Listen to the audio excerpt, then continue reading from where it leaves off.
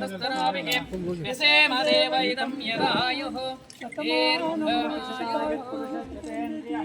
आयुष्यवेन्द्रिये प्रतिष्ठति ಈ ಕಡೆ ನೋಡಿ ಸರ್, ಈ ಕಡೆ ನೋಡಿ.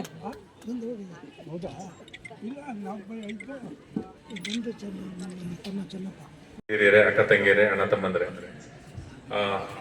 ನನಗೆ ಮೊದಲನೇದಾಗಿ ಈ ಜಡೇಶ್ವರ ಶ್ರೀ ಪ್ರಶಸ್ತಿಯನ್ನು ಕೊಟ್ಟು ಸನ್ಮಾನ ಮಾಡಿದ್ದಕ್ಕೆ ನಾನು ಎಲ್ಲರಿಗೂ ಕೂಡ ಹೃತ್ಪೂರ್ವಕವಾದ ವಂದನೆಗಳನ್ನ ಸಲ್ಲಿಸ್ತೀನಿ. ಹಾಗೂ ಜಡೇಶ್ವರ ಮಠಕ್ಕೂ ಕೂಡ ನಾನು ಅಭಿನಂದನೆಗಳನ್ನ ಸಲ್ಲಿಸ್ತೀನಿ. ನಾವು ಏನು ಹೆಚ್ಚಿನದೇನು ಸಾಧಿಸಿರೋದಿಲ್ಲ, ನಾವು ನಮ್ಮ ಕರ್ತವ್ಯವನ್ನು ಮಾತ್ರ ಮಾಡಿರ್ತೀವಿ. ನಾನು ಏನಂತಂದ್ರೆ ಈ ತರ ಸಭೆ ಸಮಾರಂಭಗಳಿಗೆ ಹೋಗೋದು ಕಡಿಮೆ, ಬಹಳ ಒತ್ತಾಯಪೂರ್ವಕವಾಗಿ ಎಲ್ಲ ಗುರು ಹಿರಿಯರು ಠಾಣೆಗೆ ಬಂದ್ಬಿಟ್ಟು ಇಲ್ಲ ಬರ್ಲೇಬೇಕು ಸರ್ ಅಂತಂದ್ರು. ಸಾಮಾನ್ಯ ನಾವು ಸ್ವಲ್ಪ ಭಾನುವಾರ ಸ್ವಲ್ಪ ರೆಸ್ಟ್ ಹಿಡ್ಕೊಂಡು ಬೇರೆ ಠಾಣೆ ಬೇರೆ ಕೆಲಸ ಮಾಡ್ತಾ ಇರ್ತೀವಿ. ಆದ್ರೂ ಕೂಡ ಒತ್ತಾಯ ಮಾಡಿ ಬರ್ಲೇಬೇಕು ಸರ್ ಹಾಗೆ ಅಂತಂದಾಗ ಬಂದಿದ್ದೀವಿ. ನಾನು ಯಾವಾಗಲೂ ಹೇಳ್ತಿರ್ತೀನಿ, ನಮ್ಮ ಮನೆಯವ್ರಿಗಾಗ್ಲಿ ನಮ್ಮ ಸಿಬ್ಬಂದಿಗಾಗ್ಲಿ ಯಾವಾಗಲೂ ಕಾಯಕವೇ ಕೈಲಾಸ ಅನ್ನೋದು ಒಂದು ತತ್ವದ ಮೇಲೆ ನಂಬಿಕೆ ಇಡಿ ಅಂತ. ಅಂದ್ರೆ ನೀವು ನಿಮ್ಮ ಕೆಲಸ ಮಾಡ್ಕೊಂತ ಹೋಗಿ, ಉಳಿದಿದ್ದು ಪುರಸ್ಕಾರ ಆಯ್ತು ಅಥವಾ ಸನ್ಮಾನ ಆಯ್ತು ಅದೇ ಹುಡ್ಕೊಂಡು ಬರುತ್ತೆ. ಈಗ ನಾವೇನು ಹೆಚ್ಚಿನದೇನು ಕಳ್ಳಂಗಡಿಲ್ಲ, ನಾವೇನು ದೊಡ್ಡ ಸಾಧನೆ ಮಾಡಿಲ್ಲ. ನಮ್ಮ ಕಾರ್ಯನ ನಾವು ಮಾಡಿದೀವಿ, ನಮ್ಮ ಕಾರ್ಯವನ್ನು ನಾವೊಂದು ಡಿಸಿಪ್ಲಿನ್ ಅಲ್ಲಿ ಕರೆಕ್ಟಾಗಿ ಮಾಡ್ಕೊಂಡು ಹೋದ್ವಿ. ಅದು ನಮಗೆ ಒಂದು ಈ ತರದ ಒಂದು ಒಳ್ಳೆ ಹೆಸರನ್ನ ತಂದು ಕೊಡುತ್ತೆ. ನಾನು ಕೂಡ ಶಿವಮೊಗ್ಗ ಜಿಲ್ಲೆ ಮೊದಲು, ಈಗ ದಾವಣಗೆರೆ ಜಿಲ್ಲೆ ಹೊನ್ನಾಳಿ ತಾಲೂಕು. ನಾನು BSc ಓದಿ ಶಿವಮೊಗ್ಗದಲ್ಲಿ, MSc ನಾನು ಕೂಡ ಗುಬ್ಬಿ ತೋಟದಪ್ಪ ಹಾಸ್ಟೆಲ್ ಓದಿದ್ದು ಕೂಡ. ನಾನು ಅದು ಗುರುಗಳನ್ನ ನೆನೆಸುತ್ತಾ, ಗುಬ್ಬಿ ತೋಟದಪ್ಪ ಅವ್ರನ್ನ ನೆನೆಸುತ್ತಾ 2003ನೇ ಇಸ್ವಿನಲ್ಲಿ ನಾನು ಸಬ್ ಇನ್ಸ್ಪೆಕ್ಟರ್ ಸೆಲೆಕ್ಷನ್ ಆದೆ. ಈಗ ನನಗೆ ಆಲ್ಮೋಸ್ಟ್ 21-22 ವರ್ಷ ಸರ್ವಿಸು. ಇನ್ನೂ ನನಗೆ 16 ವರ್ಷ ಸರ್ವಿಸ್ ಇದೆ.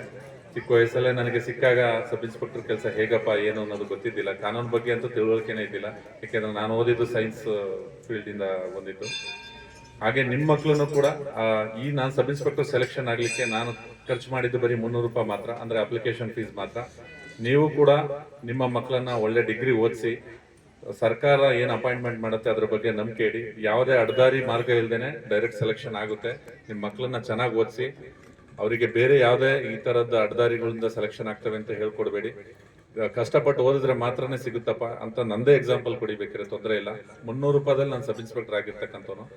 ಸೆಲೆಕ್ಷನ್ ಆಗಿ ನಾವು ನಮ್ಮ ಸಮಾಜಕ್ಕೆ ಒಂದು ಒಳ್ಳೆ ಸೇವೆಯನ್ನು ಸಲ್ಲಿಸಲಿಕ್ಕೆ ಒಂದು ಅವಕಾಶ ಮಾಡಿಕೊಟ್ಟಿದ್ದಾನೆ ಭಗವಂತ. ಅದನ್ನ ನಾವು ಕೈಲಾದಷ್ಟು ಸಹಾಯ ಮಾಡ್ತಾ ಇರ್ತೀವಿ. ಒಂದನೇದು. ಎರಡನೇದು, ಇನ್ನೊಂದು ನಾನು ನಂಬಿರ್ತಕ್ಕಂಥದ್ದು, ಒಂದು ಕಾಯಕವೇ ಕೈಲಾಸ ಆಗಿದೆ. ಎರಡನೇದು, ಗುರುವಿನ ಗುಲಾಮನಾಗುವ ತನಕ ದೊರೆಯದಣ ಮುಗುತಿ ಅಂತ. ಅಕ್ಷರ ಕಲಿಸಿದಾತ ಗುರು ಆದ್ರೂ ಅಷ್ಟೇನೆ, ಜೀವನದ ಸಂಸ್ಕಾರ ಕಲಿಸಿದ ಗುರುಗಳಾಗ್ಲಿ, ಜೀವನದ ಪಾಠವನ್ನ ಕಲಿಸಿದ ಗುರುಗಳಾಗ್ಲಿ, ಎಲ್ಲರೂ ಕೂಡ ಅವರಿಗೆ ನಾವು ಗುಲಾಮರಾಗಿರ್ಬೇಕು. ಅವಾಗ ಮಾತ್ರನೇ ನಾವು ಜೀವನದಲ್ಲಿ ಉನ್ನತಿ ಹೊಂದಲಿಕ್ಕೆ ಸಾಧ್ಯ ಆಗುತ್ತೆ. ಮೂರನೇದು, ನಾನು ಅಳವಡಿಸ್ಕೊಂಡಿರೋ ಪಾಠ ಏನಂದ್ರೆ, ಇನ್ನೊಬ್ಬರಿಗೆ ನಾವು ಒಳ್ಳೇದ್ ಮಾಡಕ್ ಆಗುತ್ತೋ ಇಲ್ಲ ಗೊತ್ತಿಲ್ಲ ಜೀವನದಲ್ಲಿ, ಆದ್ರೆ ಬೇರೆಯವರಿಗೆ ನಾವು ಬಯಸಿ ಕೂಡ ಕೆಟ್ಟದ್ದು ಮಾಡಬಾರ್ದು ಅನ್ನೋದು ನನ್ನ ಒಂದು ಅನಿಸಿಕೆ. ಅದನ್ನ ನಾವು ಒಂದು 3 ಪಾಠಗಳನ್ನ ಅಳವಡಿಸ್ಕೊಂಡಿದ್ವಿ.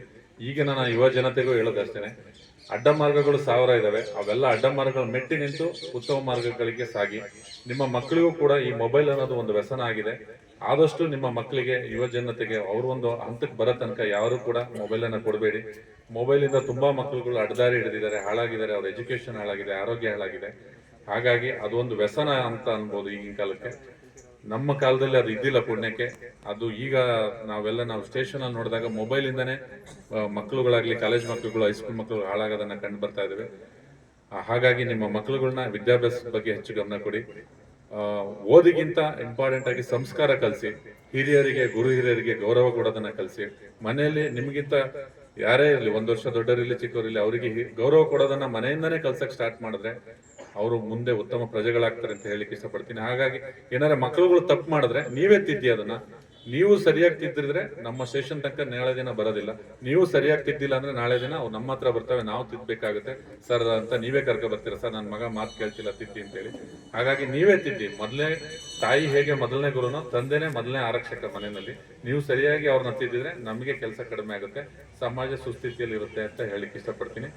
ಇಲ್ಲಿಗೆ ಕರೆದು ಒಂದು ಸನ್ಮಾನ ಮಾಡಿ 2 ಮಾತಾಡ್ಲಿಕ್ಕೆ ಅವಕಾಶ ಮಾಡಿಕೊಟ್ಟು ತಮ್ಗೆಲ್ಲರಿಗೂ ಅಭಿನಂದನೆ ತಿಳಿಸ್ತಾ ನನ್ನ